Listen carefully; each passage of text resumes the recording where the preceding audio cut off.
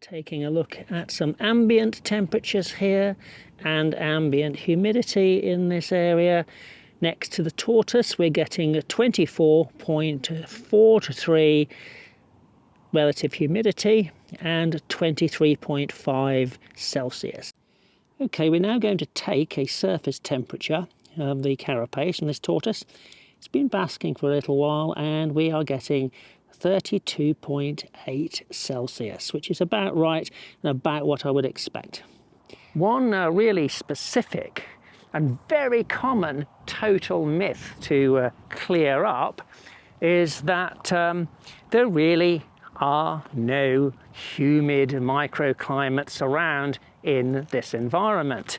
We often hear this, that they spend most of their time in humid microclimates where the humidity is 80, 90, almost 100% sometimes. They don't. It actually rained here quite heavily 2 days ago, and it is already dry again, very, very dry. I'm going to show you in a second because I'm going to put our meter into some places where you might expect it to be humid, but I absolutely guarantee it's not going to be humid, and those reputed humid microclimates simply do not exist. We've just spent an hour out here looking for these mythical humid microclimates, and remember, this is in March and it's only 2 days since it rained, and they simply don't exist. I can absolutely guarantee you that there is nowhere out here at all that you could come and find places that have humidity of 70, 80 or 90%. It just is not here.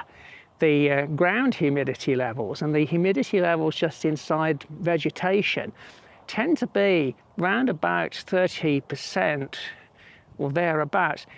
You will get higher levels sometimes. The highest levels that we ever tend to record are around 60%, and that's in green vegetation not too long after rain, or in burrows slightly underground. You will sometimes get levels like that, but the suggestion that you're going to get levels of 80 or 90% or 100% and they spend most of the time in that is quite simply total nonsense. They don't. We've measured this in Morocco, we measured it in Tunisia, measured it in Egypt, measured it in southern France and northern Spain, we've measured it in Turkey, we measured it in Greece, it's all over, and those are very typical levels. So suggesting that they do have these places they can go in damp sphagnum moss and such is simply completely false. It's one of those weird things that spreads via the internet and everyone keeps repeating it as if it was true, but it isn't true.